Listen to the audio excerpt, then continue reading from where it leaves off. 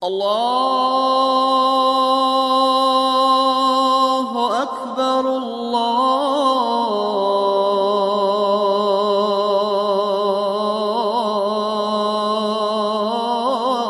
الله أكبر أشهد أن لا إله إلا الله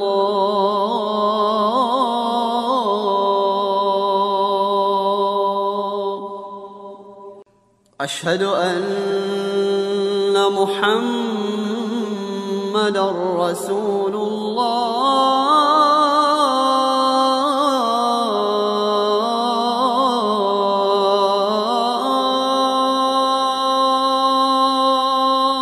Aouzu billahi minash shaitanir rajim, bismillahir rahmanir rahim, wa salatu wa salam ala rasulullah. Chers frères et sœurs en islam, qu'il me soit permis de vous adresser le salut des hommes du paradis, le salut fraternel, le salut de la miséricorde, le salut d'Allah Azza wa Jal. Salamu alaikum wa rahmatullah wa barakatuh. Allah subhanahu wa ta'ala, le tout miséricordieux, le très miséricordieux, le créateur de la terre et des cieux, le maître du jour et de la rétribution, selon une traduction rapprochée, a dit: il est permis d'épouser 2, 3 ou 4 parmi les femmes qui vous plaisent. Mais si vous craignez de n'être pas juste avec celle-ci, alors une seule ou des esclaves que vous possédez. Cela afin de ne pas faire d'injustice ou afin de ne pas aggraver votre charge de famille. Sourate An-Nisa, verset 3. Mesdames et messieurs, bienvenue et merci de votre fidélité sur RTI 1. Vous l'avez compris, la thématique qui sera développée au cours de cette émission va porter sur la gestion du foyer polygamique. Pour en parler, 2 imams et non des moindres. Il s'agit donc de l'imam Yaya Traoré. Il est imam principal de la mosquée Fitia, située dans la commune d'Abobo. Avec lui, imam Farouk Diomandé, imam principal de la grande mosquée de Torboué. Imam Traoré, salam alaikum. Wa alaikum salam wa rahmatullahi wa barakatuh. Salam alaikum, imam Farouk. Wa alaikum salam wa rahmatullahi ta'ala wa barakatuh. En tout cas, merci à vous d'avoir accepté notre invitation. Pour vous permettre de mieux vous installer, nous allons ensemble suivre donc ce reportage de Assitan Diarra qui est invité justement dans une famille selon donc cette thématique sur ce sujet de la polygamie. À Djamé, quartier Paillé Extension. C'est ici que vit Ousmane Konsembo, polygame et père de 8 enfants. Contrairement aux autres polygames, Ousmane vit en parfaite harmonie avec ses 2 épouses. Marié depuis 16 ans, il sait comment se comporter avec ses conjointes pour qu'il ait la paix et l'entente dans la maison. Elles étaient séparées. Voilà, j'ai pris la décision de les réunir parce que du coup, ça me facilite la tâche. Voilà, et ça nous permet d'être juste envers les épouses. Voilà, parce que quand l'une est ici, l'autre est de l'autre côté, tu n'as pas la même manière d'agir. Tu n'es pas la même personne en fait. Quand tu es chez l'une, tu es autre personne. Quand tu es chez l'autre, mais étant dans la maison ici, c'est difficile pour toi d'être injuste. Ceux qui ne sont pas justes entre les épouses, il ne faudrait pas qu'ils pensent que ce qu'ils font, c'est pour se venger ou bien faire du mal à l'épouse. Non, non, non, c'est à eux-mêmes qui font du mal. Les femmes de Ousmane vivent en parfaite symbiose. Lorsqu'il y a une mésentente, elles s'orientent vers leur époux pour le règlement du malentendu. Elle est venue, elle n'est pas venue directement ici. Elle était en Douci. Elle a fait quelques mois là-bas. Et puis avant qu'elle vienne à Abidjan ici. Depuis Nanani,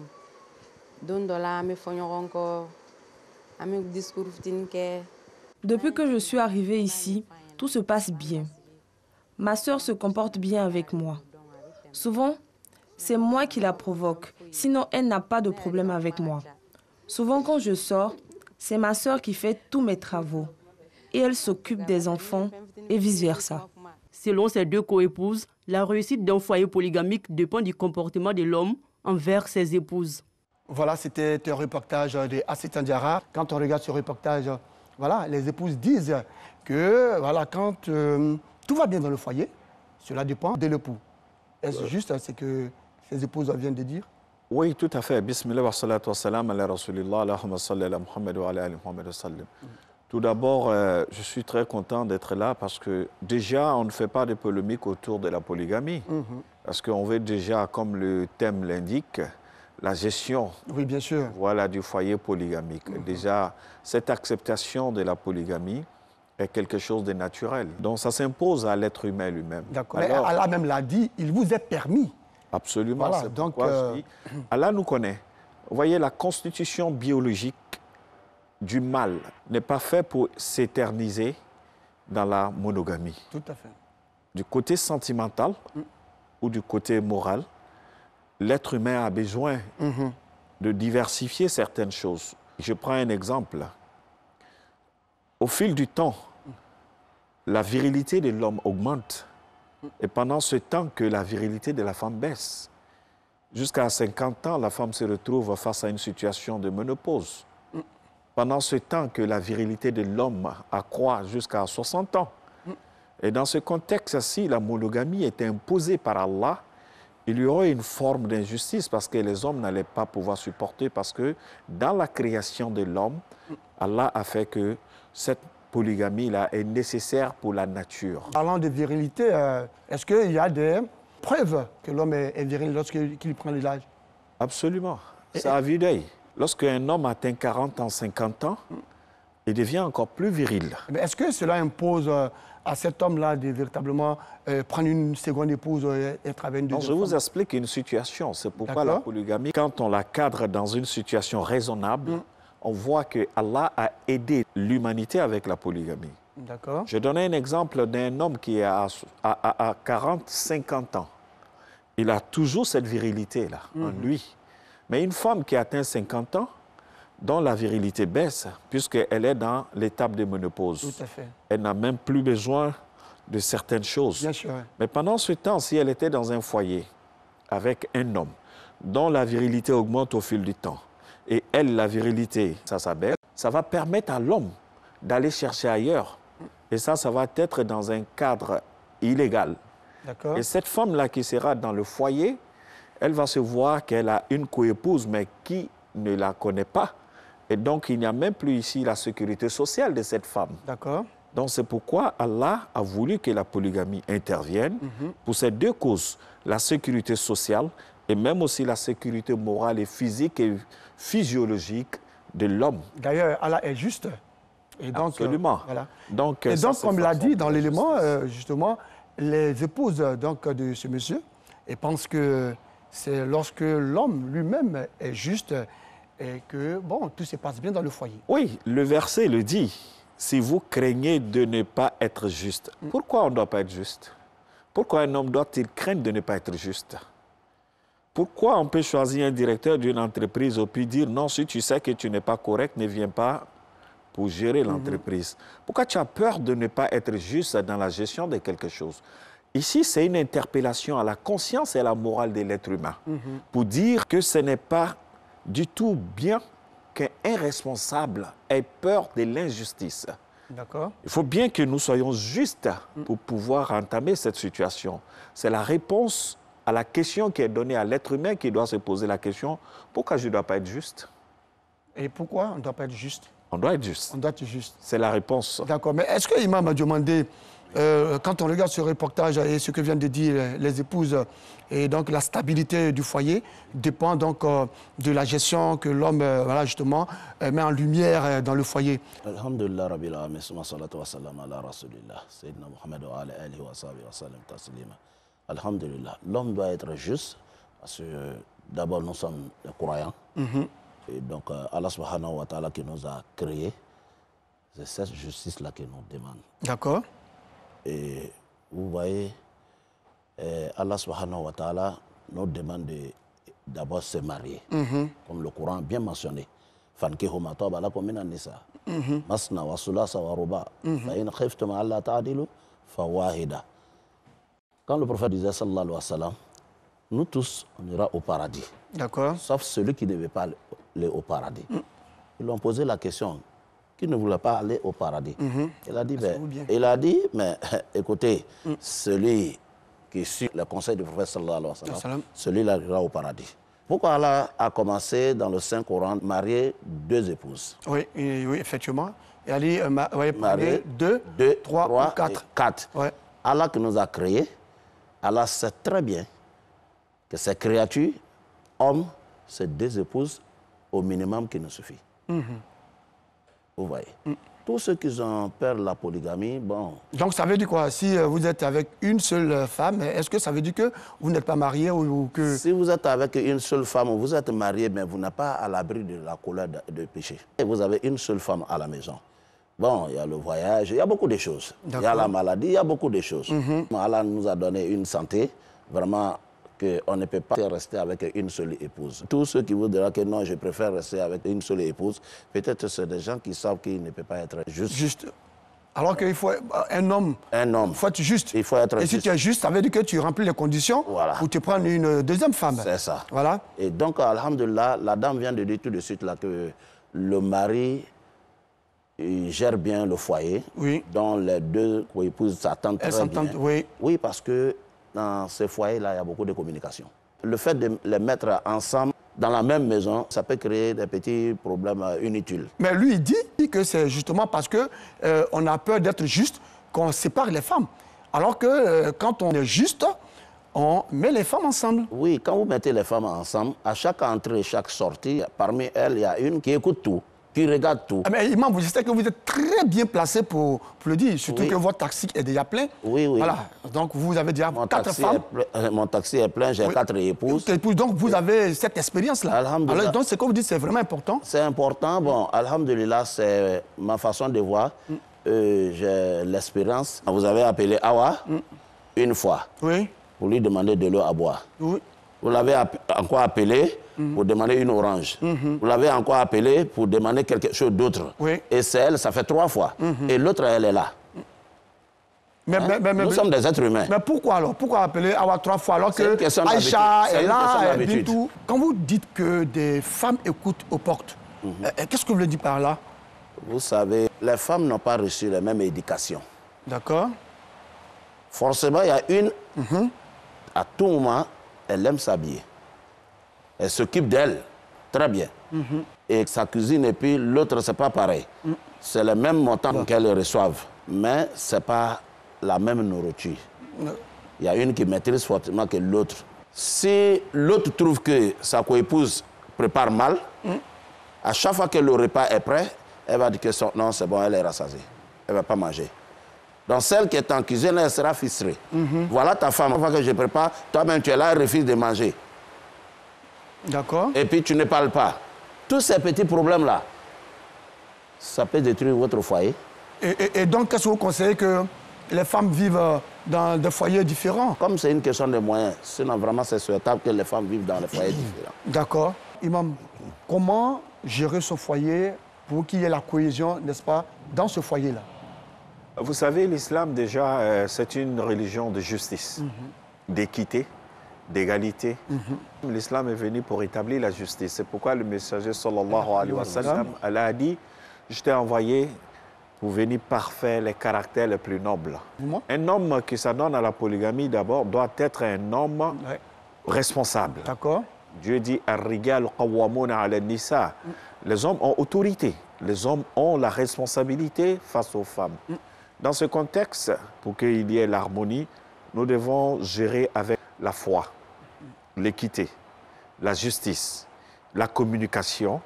Et ces 4 éléments vont nous permettre de gérer mieux le foyer polygamique entre 2 femmes ou plusieurs femmes. D'accord. Donc il faut pleinement la responsabilité de l'homme.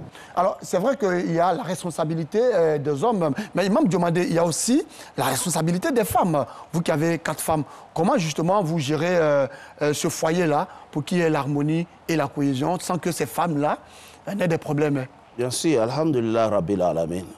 Vous savez, en tant que l'imam et prédicateur, c'est encore facile. D'accord. Pour moi. D'abord, il faut dire aux femmes pourquoi nous vivons ensemble. Il faut qu'elles comprennent cela. D'accord. Que le mariage, c'est une adoration. Nous vivons ensemble pour adorer Allah subhanahu wa ta'ala. Donc, chacun doit prendre ses responsabilités. Oui, bien sûr. Vous, en tant que femme, voilà votre rôle. Ne pensez pas que moi, je suis un ange. Je suis un être humain. C'est vrai, je suis imam. Mais je peux me tromper.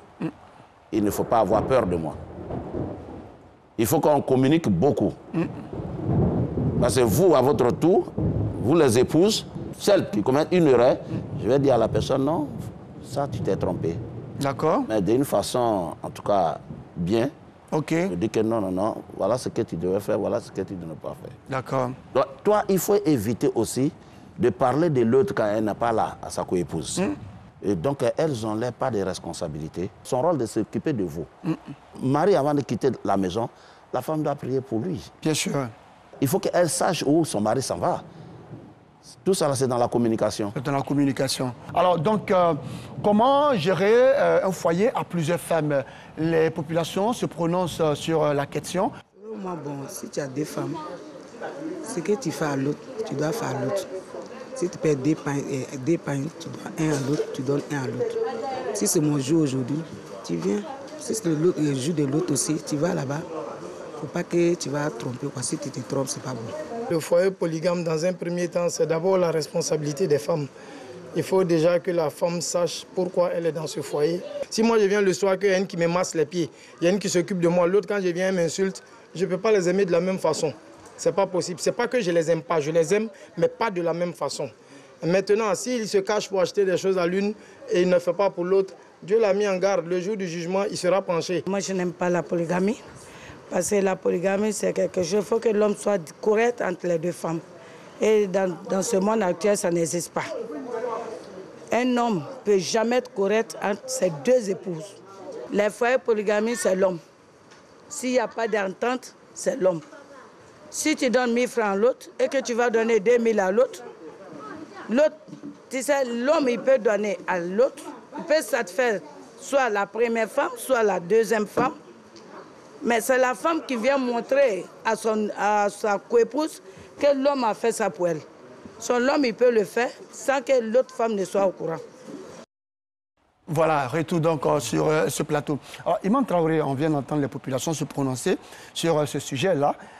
C'est clair, hein, elles ne croient véritablement pas à la polygamie. Elles pensent qu'il y a trop de problèmes et que c'est l'homme qui crée tous les problèmes dans le foyer. Oui, c'est son concept à elle. On ne peut pas juger une situation générale avec un concept personnel. Tout à fait.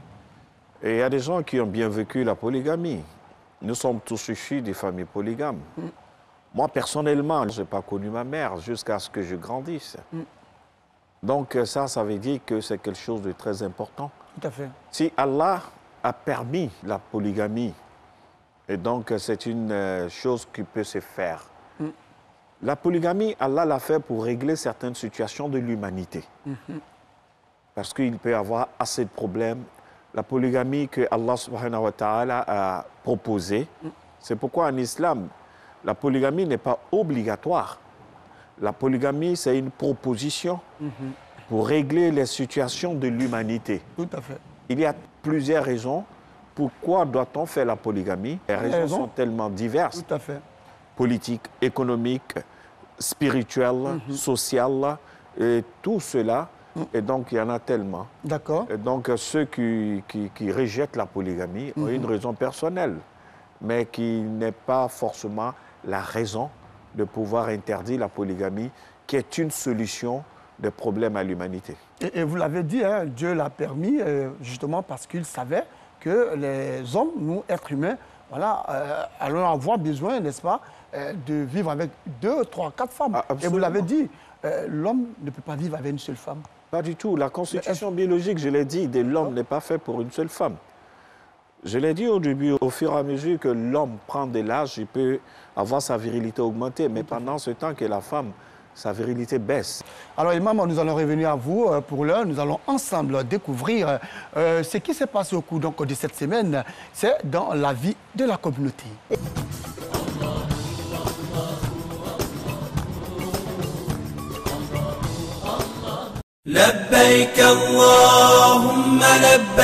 Grande mosquée de la Riviera Golf dans la commune de Cocody. Il est un peu plus de 21h. 413 premiers candidats au Hajj du contingent étatique ont répondu présent à l'appel du commissariat et du comité de surveillance du Hajj. Daouda fait partie de ces appelés de Allah. Père de 4 enfants, il va accomplir pour la première fois le dernier des 5 piliers de l'islam. Il a du mal à dissimuler sa joie.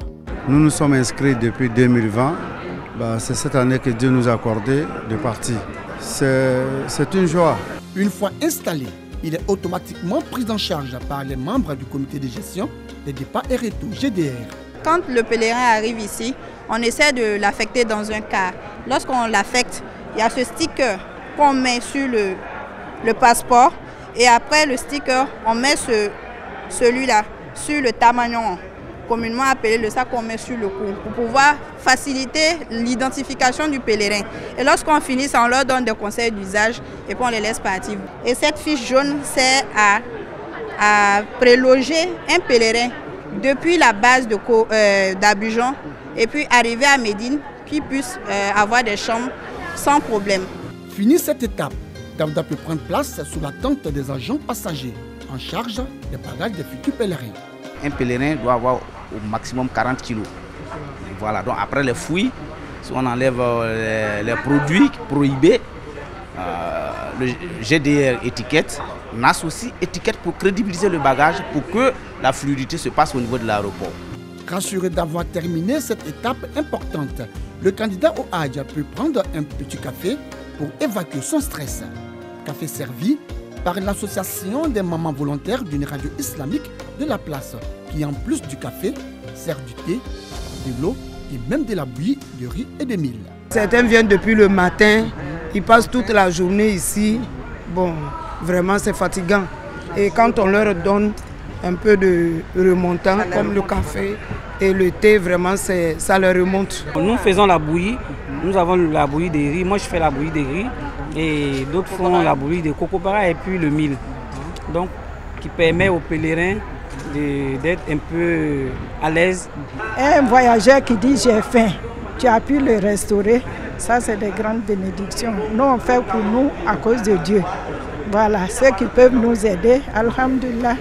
Pendant que cette dame s'attelle à assister les futurs pèlerins, le ministre de l'Intérieur et de la Sécurité, Vagondo Diomandé, est venu s'assurer du bon déroulement des préparatifs de ce premier départ. Il a félicité ses candidats au Hajj et échangé avec tous les acteurs impliqués dans l'organisation du pèlerinage à la Mecque. C'est l'heure du départ. La joie se lit sur tous les visages. Daouda est tout heureux. Dans l'ordre et la discipline, tous prennent place à bord du car. À leur tête, l'un des responsables de la commission religieuse. Notre rôle, c'est le côté de l'encadrement religieux. Les montrent comment faire la Umrah, et comment faire les tawaf, comment faire le Hajj. Donc nous, on est là pour ça. Dans le car, on rend gloire à Allah qui a permis ce voyage. «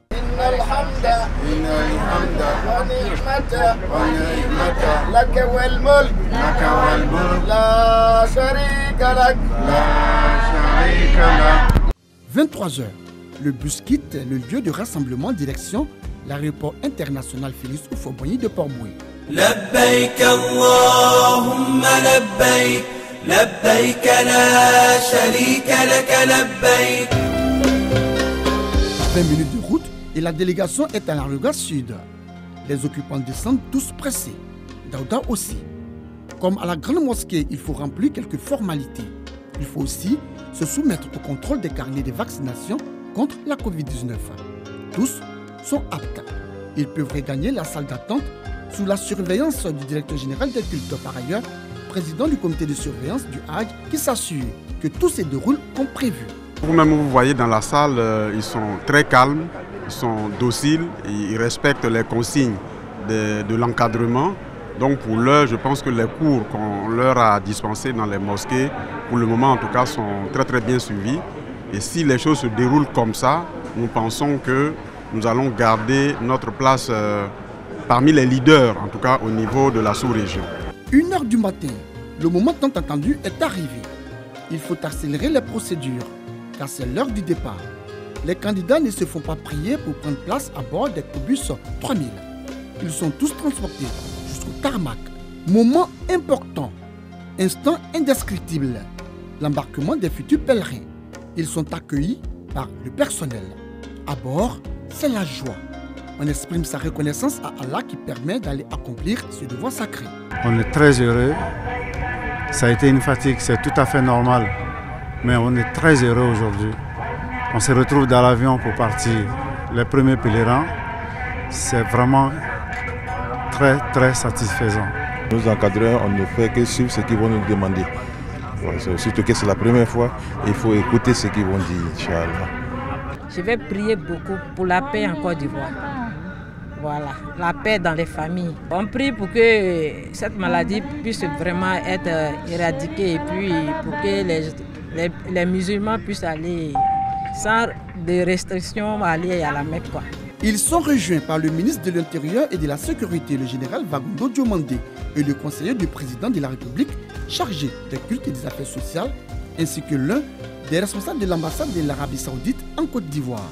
C'est le lieu de féliciter tous les acteurs qui se sont donnés corps et âme, chacun en ce qui le concerne, qui se sont mobilisés pour que l'édition de cette année puisse être une réalité. Nous souhaitons à nos frères musulmans qui effectuent ce pèlerinage un bon pèlerinage, qu'ils partent sains comme maintenant et qu'ils reviennent saufs. C'est nos prières. C'est finalement à 4h30 que l'Airbus Flynas A330-900 quitte l'aéroport international Félix Houphouët-Boigny, destination Médine en Arabie Saoudite. Contrairement aux années précédentes, cette année, du fait des mesures sanitaires liées à la Covid-19, ce sont au total 4527 candidats au Hajj qui seront convoyés, dont 2942 pour le contingent étatique et 1585 pour les opérateurs privés. Les fidèles de la communauté musulmane d'Abobo PK18 réunis pour faire des prières ce vendredi, jour de fête et d'adoration. Pour l'occasion, l'imam a invité les fidèles à adopter un comportement digne, responsable et exemplaire, à l'image du saint prophète, le prophète Mohammed, paix et salut de Dieu sur lui. Il a aussi exhorté les parents à suivre l'éducation de leurs enfants. Le discours d'aujourd'hui, qui est le sermon, a porté sur l'exhortation au bien et l'interdiction du mal. C'est par le bon conseil que nous sommes des bons musulmans. Lorsque nous ne serons plus sur terre, ce sont les bonnes œuvres de nos enfants qui vont continuer d'alimenter notre compte. Donc chaque parent doit voir l'enfant comme un investissement. Pas un investissement financier, mais un investissement en bonne œuvre. Chaque fois qu'un enfant se comporte bien, alors Dieu donne une grande part à ses parents. Donc c'est ce message-là qu'on peut donner aux parents, de prendre leurs responsabilités et puis d'aider leurs enfants. Ce que l'imam a dit, au fait, a dit celui qui fait les bonnes actions, quand dans ton entourage, s'il y a les autres personnes qui ne mènent pas les bonnes actions, il faut les interpeller. Quand il ne les interpelle pas, toi seul tu fais de mettre les bonnes actions. Quand Dieu se fâche, Dieu ne regarde pas ce qu'il est en train de faire. Donc il faut appeler tout le monde de venir faire les bonnes actions. À la fin de la prière, des bénédictions ont été faites pour les défunts. Commune d'Abobo, école confessionnelle islamique Sabil Ouda, Sabil Fala et Yate Ngessa. Dans les salles de classe, ces candidats du baccalauréat, du BEPC, brevet d'études du premier cycle et du CEPE, certificat d'études primaires et élémentaires des écoles confessionnelles islamiques, sont en pleine composition. Pour ce premier jour, le commentaire, la traduction et la science du Saint-Courant sont les matières auxquelles ils sont soumis. Actuellement, on n'a pas de difficultés d'abord. Voilà, comme nous avons 20 matières à composer. Actuellement, nous sommes sur le 3e. Donc seulement, alhamdoulilah, on remercie le Dieu. Des centres d'examen visités par les responsables de la direction exécutive nationale de la plateforme des structures islamiques d'éducation PSI. On a visité les centres des examens et nous avons donné quand même beaucoup de conseils à nos enfants, à nos élèves. On leur a demandé de ne jamais tricher parce que la Côte d'Ivoire n'a pas besoin d'un tricheur et l'islam n'a pas besoin aussi d'un tricheur. L'État a fait sa part. Ce qui nous revient de droit maintenant, c'est d'être en conformité avec la recommandation de notre État. Ces examens islamiques ont bénéficié du soutien du ministère de l'Éducation nationale et de l'alphabétisation, mais aussi du ministère de la Femme, de la Famille et de l'Enfant. Nous avons visité plusieurs centres, nous avons vu que les choses se passent très bien, que les examinateurs sont en place, les élèves sont en place, ils ont environ 14 000 candidats et les choses se passent dans de très bonnes conditions. Et nous voulons féliciter donc la plateforme qui a pris cette initiative d'organiser ces 3 examens. Au total, 14 492 candidats, dont 11 236 du CEPE, 2073 du BEPC et 1180 du baccalauréat répartis dans 108 centres prennent part à ces examens nationaux islamiques. Les résultats seront connus le 9 juillet prochain. Nous sommes à la cérémonie de sortie de la 20e promotion de l'école confessionnelle islamique Nourul Hidayat d'Atingué. Après plusieurs années d'apprentissage, ces élèves ont mémorisé tous les versets du Saint-Coran. Les filles de cette école ont fait montre de leur savoir-faire en présence des cadres, guides religieux, chefs coutumiers et parents. Merci mes parents du fondateur, à mes amis. Merci à tous qui m'ont soutenu. Au conseil que je donne aux élèves, chacun de cas prend courage pour qu'on peut aider les pays, on peut aider notre région. Je voudrais vraiment remercier tous ceux qui sont venus ici. Vraiment, malgré ces temps d'incertitude, dû à l'intempérie et à leur programme, qui ont effectué le déplacement pour venir soutenir l'école et le village. Je suis venu pour chercher la bénédiction. Quoi qu'il en soit, c'est des lectures coraniques qu'ils ont fait pour couronner le tout par la proclamation des résultats des enfants. L'initiative a été saluée par les représentants de la marraine, Maria Toukone. Le message que je peux donner à l'endroit de ces enfants, c'est de leur souhaiter vraiment une bonne réussite, puisque déjà, vu tout ce qu'ils viennent de nous citer tout à l'heure, nous savons que les études sont très bien données dans cette école. Donc nous leur souhaitons une bonne chance pour que demain, elles deviennent les relais des cadres du pays. La cérémonie a été marquée par des prières et des bénédictions pour la paix et la stabilité en Côte d'Ivoire, mais aussi par la remise des diplômes de participation aux apprenants. Célébration de l'excellence à l'école franco-arabe Dar El Hadis de Kasséré, région de la Bagoué. Les 30 meilleurs écoliers de cette école confessionnelle qui se sont distingués par leur travail sont récompensés. Ces apprenants ont été évalués sur la maîtrise des langues françaises et arabes, des mathématiques et de la lecture. Une initiative de la direction de l'école afin d'inculquer le goût du travail bien fait et du mérite aux tout-petits. Cette journée a eu pour parrain Ouattara Siaka, fils de la localité, qui salue les efforts déployés par les responsables de l'école qui travaillent à s'intégrer dans le système de l'éducation formelle en Côte d'Ivoire. Il s'engage aussi à accompagner toutes les initiatives allant dans le sens de l'amélioration des conditions de travail de ces apprenants. L'éducation est la base de toute chose, qu'elle soit islamique, coranique, qu'elle soit l'école occidentale. Nous avons besoin d'éduquer nos enfants. Et nous pensons qu'en plus de l'éducation qui est donnée à la maison, cette éducation qui est donnée ici, à l'école coranique, permettra à nos enfants et à travers nos enfants nous-mêmes d'être en parfaite harmonie avec notre Seigneur et notre Créateur. Présent à cette cérémonie, le sous-préfet de Kasséré s'est réjoui de la tenue de cette journée qui est un stimulant pour les jeunes apprenants à redoubler d'ardeur dans leurs études. L'intégration réussie pourra permettre, à n'en point douter, aux diplômés des écoles franco-arabes d'intégrer le système j'allais dire, éducatif normal. Après l'école primaire, ils pourront accéder au collège, et au lycée, et à l'université, et ainsi de suite, et avoir accès au concours de la fonction publique. Les guides religieux ont profité de l'occasion pour prier pour le président de la République, la paix et la prospérité en Côte d'Ivoire. Chants, prestations théâtrales, concours de lecture du Saint-Coran ont meublé la première édition de la journée de l'excellence à l'école Dar El Hadis de Kasséré. C'était donc les reportages qui se sont déroulés au cours de cette semaine, reportages donc des différentes associations islamiques et ONG. Alors, Imam Traoré, que faire pour maintenir la paix, ou la cohésion, l'entente, l'harmonie dans un foyer à caractère polygamique ou dans un foyer où il y a plus d'une femme? Il est simple de pouvoir faire régner l'harmonie avec le caractère que nous-mêmes nous avons d'abord. D'accord. C'est une question de responsabilité, une question de justice et une question de sincérité. Et si on décide comme ça de vivre avec plusieurs personnes, c'est-à-dire plusieurs femmes, dans le foyer, un foyer polygame, Allah nous donne les ingrédients qu'il faut. Le messager sallallahu alayhi wa sallam lui-même est le modèle parfait de la justice et de l'équité. Et donc, ce qu'il nous faut également, c'est aussi la patience et la gestion humaine.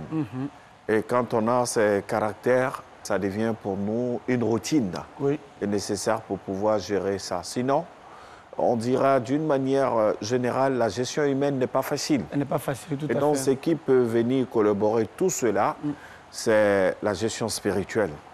Et surtout, ce que nous ne devons pas oublier. Parce que tous les aspects de la vie humaine ne peuvent pas être maîtrisés par l'être humain. Bien sûr. Sauf Allah. Sauf Allah, bien donc, sûr. Quand il y a des choses qui dépassent notre compétence, il est important de montrer cela à Allah.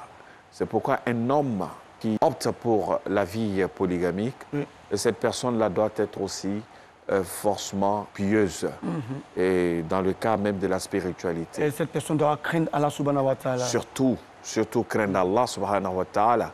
Parce que être loyal, être sincère, être équitable et trancher les choses avec ce que Allah veut et comme il nous demande, si on n'est pas fort spirituellement, on ne peut pas le faire. Alors, Imam, rapidement, est-ce que quand on écoute certaines femmes, elles n'aiment pas la polygamie juste parce que elles disent que Dieu a demandé à l'homme d'aimer les femmes de la même manière. Est-ce que cela a une référence coranique? Il n'y a pas de référence dans le Coran qui dit d'aimer les choses de la même manière. Il ne peut jamais aussi y avoir quelque chose dans la vie qu'on peut aimer de la même manière. Les hommes sont faits différemment. Les hommes ont une identité personnelle. Les hommes sont uniques dans leur genre. Les hommes ont des comportements différents. Et donc, cela veut dire qu'il y a toujours une petite chose qui fait la différence entre les hommes. Bien sûr. Même quand on prend un habit ou une montre qui ont une petite différence, on ne peut pas les aimer de la même manière, on ne peut pas les traiter de la même manière. Dans ces conditions, aimer les femmes de la même manière, ce n'est pas possible. Même ces femmes qui disent qu'il faut que la condition soit l'amour équitable, elles ne peuvent pas aimer elles-mêmes leurs enfants de la même manière. Les enfants qui sont issus d'elles-mêmes. Ce n'est pas possible. Mais qu'est-ce qui est intéressant ici? C'est le comportement à l'égard de ces enfants. Le comportement à l'égard de ce que nous avons. Le comportement à l'égard des femmes que nous avons. Les traiter de la même manière est possible. Mais les aimer de la même manière n'est pas possible. Verset An-Nisa, verset 3. Est-ce qu'on dit, par exemple, qui nous plaise ou qu'on aime? Non, qui nous plaisent. Les femmes qui nous plaisent, les femmes. Et donc, il est essentiel, il est important, quand on lit un texte, il faut situer les mots dans leur sens réel. Quand on situe les mots dans leur sens, on comprend le texte. Et quand on comprend un texte, le contexte devient facile pour nous. Dieu n'a pas parlé ici des femmes que vous aimez, mais que vous désirez.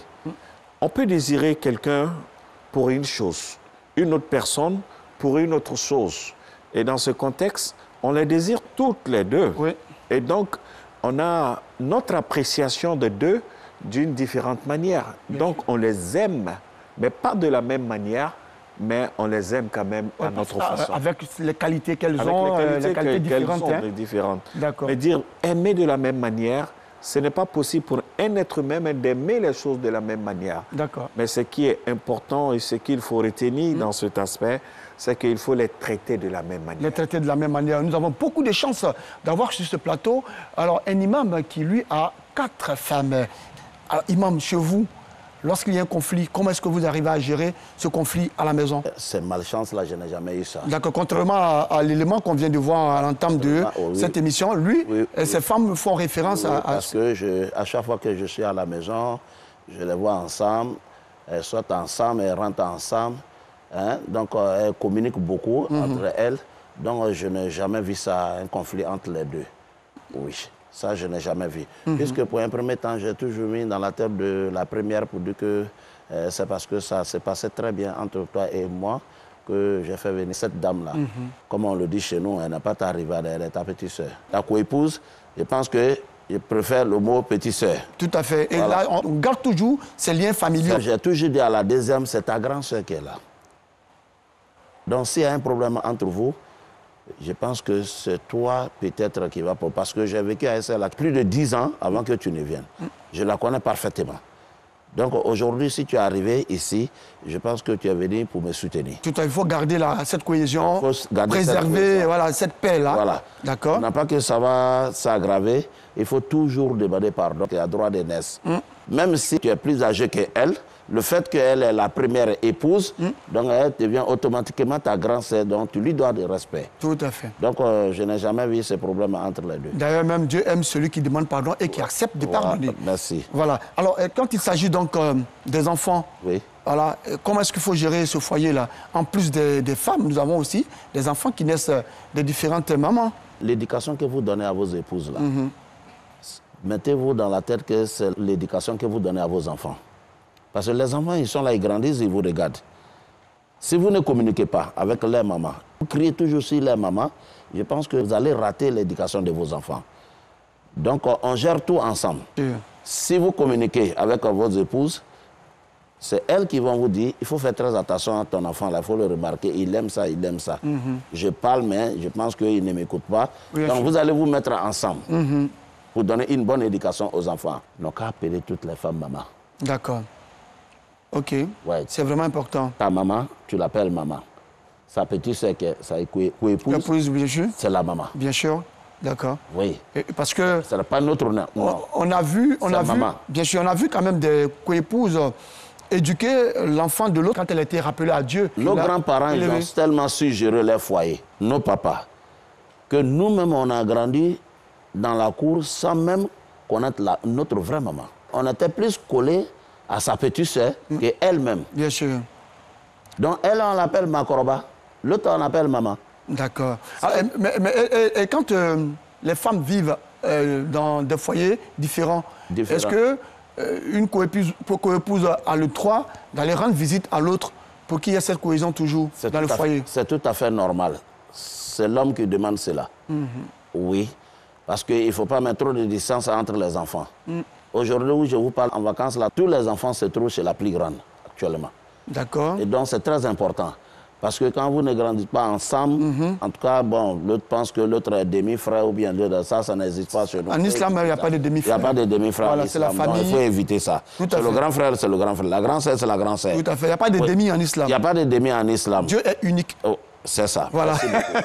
Alors, Imam Traoré, comment se fait le partage des jours entre les épouses, qu'elles vivent ensemble ou dans des foyers différents? Ça dépend de l'organisation entre vous. Ça dépend de comment, le contexte dans lequel on vit. Est-ce que l'époux doit faire référence à la première pour dire combien de jours tu veux ou comment est-ce que ça se passe? Non, c'est lui-même. C'est pourquoi on dit « Ar-rigal qawwamun ala nisa ». C'est les hommes qui disent « voilà le contexte, voilà comment ça se présente ». Et donc, il y a ici maintenant, c'est qu'on doit faire en équité. Donc, il faut partager les jours équitablement. Et le contexte aussi peut se présenter d'une autre manière. Une autre épouse peut être dans une autre ville. Bien et sûr. pourtant, l'homme, il est dans une autre ville où il travaille. Il va passer plus de ce jour-là que dans l'autre ville. Donc ici, on ne va pas parler ici d'équitabilité. Donc il n'y a pas d'équité ici. Mais il y aura une forme de justice. D'accord. Je reviens toujours sur ce qu'Allah a dit. Vous ne serez pas juste même si vous voulez. Parce que la situation fera que vous n'aurez pas la justice nette. Parce que c'est Allah seul qui est juste. Mais l'équité pourra être imposée. D'accord. Donc je vais dans l'autre ville. C'est tout à fait normal. Je fais tel jour, tel jour, tel jour. Donc ça dépend du contexte et puis de notre entente et de la responsabilité de l'homme. Bien sûr. Voilà, mais que cela se passe toujours dans la sincérité. La sincérité, la vérité. Absolument. Alors, Imam, demandez-vous, chez vous, comment est-ce que ça se passe? Vous faites 2 jours, 3 jours, 4 jours, une semaine entre elles. Bon, votre expérience? Je préfère les nuits. 3 nuits, 3 nuits. D'accord. Parce que le jour, je peux défiler comme je vais partout. Voilà, la journée, je peux aller partout. Alors, mesdames Diomandé, dans la journée, lorsque vous ne voyez pas votre époux alors qu'il doit être chez vous, c'est qu'il est de l'autre côté. Elles sont au courant. Elles sont informées. Elles sont informées. Lorsque vous avez 4 épouses comme pour vous, comme c'est votre cas là, vous avez 3 jours, 3 jours. Donc, 3, ça fait 9 jours. Ça fait 9 jours. Et la quatrième, lorsqu'elle vous voit, elle voit un nouveau mari. C'est-à-dire 9 jours sans voir son époux. Et lorsqu'elle voit son époux, elle est tellement heureuse parce que... Elle a dit, je ne vous interromps pas, c'est tellement intéressant. Parce que quand vous faites 3 jours là-bas, et que la deuxième, elle sait que c'est aujourd'hui son tour commence, elle met tout à votre disposition. Tout à fait. La maison change. La parfumée, tout ça. Oui, elle-même, elle change tout. Donc quand vous rentrez là-bas, vous voyez, souvent quand une veut un peu déconner, si je peux dire ça comme ça, je dis non, mais j'ai remarqué, à chaque fois que je viens chez toi, c'est là même j'ai des problèmes, j'ai des soucis. Souvent. Quand tu dis ça, elle s'arrange. Elle s'arrange. Elle s'arrange. Ça, c'est la politique. Ok, donc ça veut dire que là, c'est le consommateur qui gagne lorsqu'il y a la compétition. Voilà. Qu'est-ce qu'on peut retenir au cours donc, de cette émission Ce qu'on doit retenir, il faut toujours revenir sur cette situation de polygamie et dire à tout le monde, à ceux qui désistent, à ceux qui pensent que c'est quelque chose de mauvais, dire que c'est une bénédiction, c'est une solution au problème de l'humanité et une solution au problème des hommes et aussi au problème des femmes. D'accord. Voilà, quand on regarde même aujourd'hui la démographie mondiale, les femmes sont plus que les hommes. Et si nous devons laisser les femmes comme ça, et donc si la polygamie n'était pas une proposition divine, une réalité que nous devons vivre, il y aurait beaucoup de choses. Il y aurait vraiment une dépravation de mœurs. Et donc les femmes seront dans un cas d'injustice. Elles ne pourront pas accéder à un foyer. Or pourtant, elles ont droit à un foyer. Et vous l'avez dit, les femmes qui refusent très souvent la polygamie, ou que leur mari épouse une autre femme, sont celles-là qui sont déjà dans les foyers. Bon, absolument. Donc, il faut, vous voyez que la polygamie, c'est une solution sociale. Donc, Allah a donné cette solution dans la polygamie pour harmoniser la société humaine. Et rendre vraiment des personnes stables dans la société aussi. Je veux savoir, lorsque vous avez une deuxième épouse, que vous voulez prendre une troisième ou une quatrième, et que la troisième et la quatrième refusent, est-ce que vous forcez ou qu'est-ce que vous faites? Je dis que l'islam est une religion des principes et des règles et des lois. Et toutes ces règles et des lois de l'islam sont des règles morales. Et donc, l'islam propose, et chaque fois dire que quand on veut faire quelque chose, c'est une famille. Il faut toujours avertir celui avec qui nous sommes de quelque chose qu'on veut entreprendre. Reviens un peu en arrière. Lorsque Dieu voulait créer l'être humain, il s'est adressé aux anges en disant « Je vais créer une espèce de créature ». Mais est-ce que cela veut dire que si les anges refusaient, Dieu n'allait pas le faire? Il allait le faire. Donc, vous voyez ce respect de Dieu, c'est une transmission divine de savoir, d'enseignement, pour dire que lorsqu'on veut faire quelque chose, il faut dire à son épouse, j'ai envie d'entreprendre un autre mariage. Avec la manière. Avec la manière. À elle aussi d'accompagner son mari dans ça, puisqu'elle ne peut pas empêcher. D'accord. Parce que Dieu a autorisé que le mari et a ça. permis. A permis. Au moins, si elle voit son mari dans une relation extra-conjugale, c'est là qu'elle doit se plaindre. Parce que là, déjà, un homme qui ne fait pas la polygamie et qui entretient une autre relation au dehors, cette femme-là même qui est dedans dans le mariage n'est pas en sécurité sociale. D'accord. Elle doit même obliger son mari à amener cette femme avec laquelle il entretient des relations extra-conjugales que le mari est en train d'entreprendre avec une autre femme, mais l'autre femme qui est dans le mariage en danger. Donc la femme doit sortir son mari du péché de l'adultère. Ça c'est un. Et lorsque la femme sort son mari du péché de l'adultère, elle se met elle-même aussi en sécurité. Parce que l'adultère, la fornication avec une autre femme que vous ne connaissez pas, vous met en danger parce qu'elle est au dehors, mais elle vous connaît.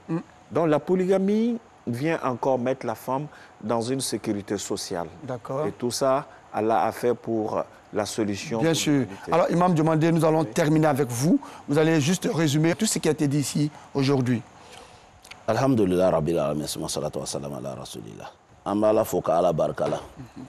Be wulada na me kuma na fɛn min ka o le Alahu Taala ka layiru min d'a ma n'o ye muso furuko ye.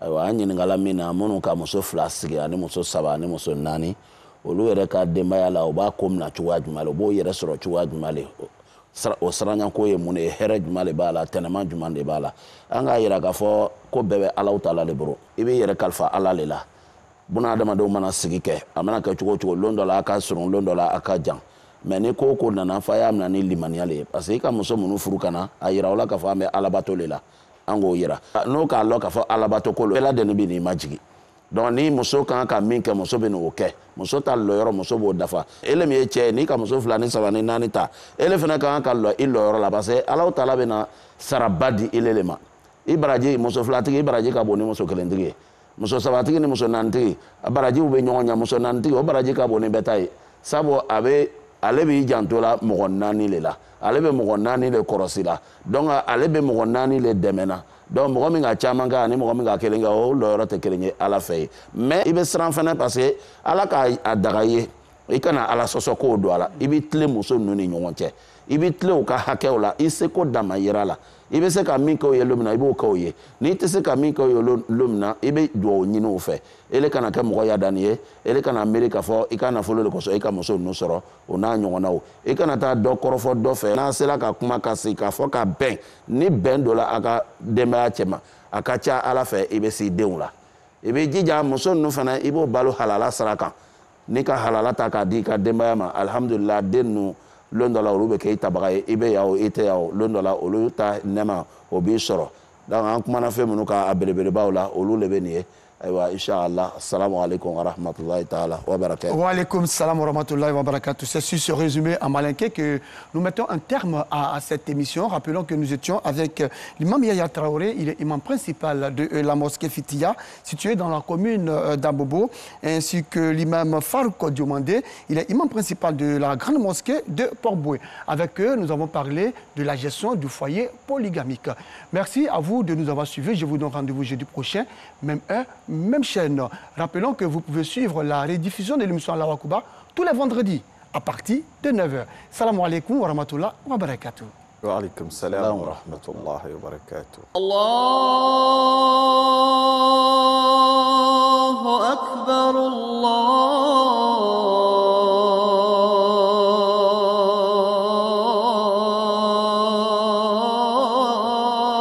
Akbar. أشهد أن لا